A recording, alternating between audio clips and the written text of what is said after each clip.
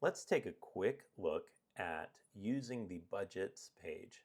The budgets page is held in the project's logs because it holds all that information. To get there, we just click on the pie chart with the dollar sign.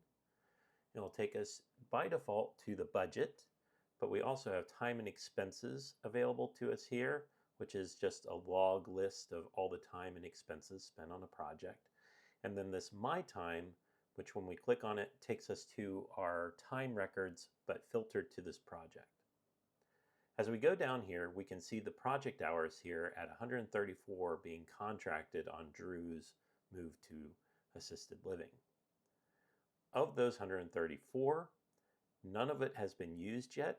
We have scheduled 8 hours, and we have 126 hours remaining if we end up using that full 8 hours that we scheduled. When it comes to our expense budget, we've used $99.67 of our $3,100 budget.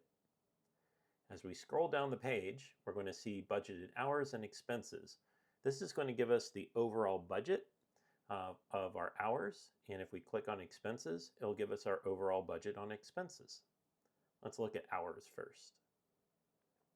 As we look at the hours, we can see that they're broken out by the bucket. These buckets may look different for you depending on what was contracted on the project and how your location is set up. In this case, this location is set up where things are like in phases, like phase 1, 2, 3, and 4.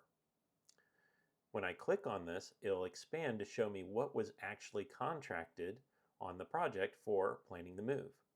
We have 10 hours for space planning, an hour and a half for documenting the photo documentation of everything, 12 hours for sorting, and 4 hours for document sort. If we close this, we can go down here and we can click on the next one, and we can see how this one is broken out as well. Once we're done, we just tap on the title and it will close for us.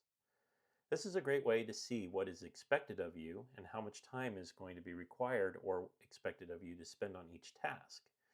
If you feel like the allocation of time in these is not enough or is too much, it would be good to talk with the owner and or salesperson to adjust the service estimations to get something closer to what you're actually going to achieve. Now let's look at expenses. And the expense, this is where we are recording expenses that we incur, whether they are something that we do, like where we pay for it on behalf of the company, or the company receives a receipt and we use the company card or something to pay for it. In this case, we have a client gift, which has a budget of $100, and we spent $99.67 of it. When I click on it, it'll show me all the expenses that have fallen under this client gift.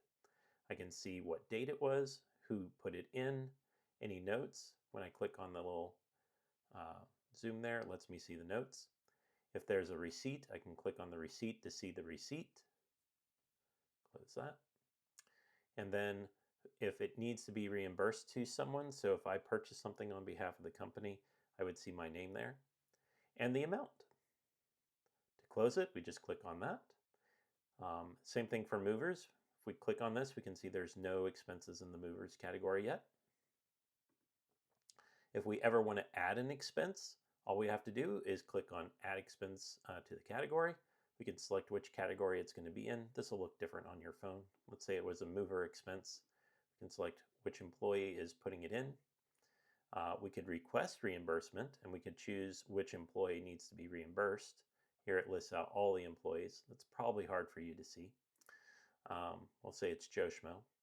And let's say Joe incurred the expense today. The expense was $2,500. We'll say initial mover fee. And then we could upload a copy of our receipt. This is just a generic receipt image. And then create that expense log. Once we create it, if it's something that we need to be reimbursed for, our owner is going to be notified when they run our time and our time logs out. They'll see that there's expenses associated with Joe Schmo that they need to reimburse them for. And here we can see our expense budget is updated to where we've used $2,599.67 of the overall budget. When we look down at movers, we can see we used $2,500 of the $3,000 budget.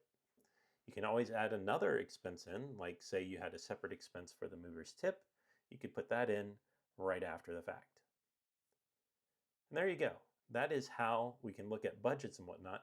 In the next video, we're going to look at how you can look at the logs themselves and handle those.